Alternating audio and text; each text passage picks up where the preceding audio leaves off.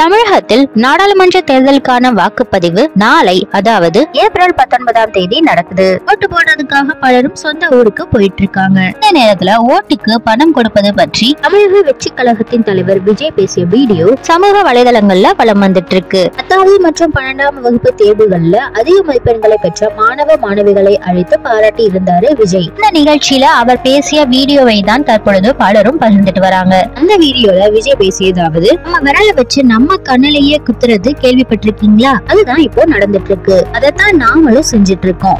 இந்த காசு வாங்கிட்டு ஓட்டு போடுறது. ஒரு ஓட்டுக்கு 1000 ரூபாய்னு வச்சுக்குவோம். இந்த தொகுதியில கிட்டத்தட்ட 1.5 லட்சம் பேருக்கு கொடுக்கறாங்கன்னா என்ன, ஒரு 15 கோடி ஆச்சா? இவர் வந்து 15 கோடி செலவு பண்றாருன்னா அவர் அதுக்கு முன்னாடி எவ்வளவு சம்பாதிச்சிருக்கணும் கொஞ்சம் யோசிச்சு பாருங்க.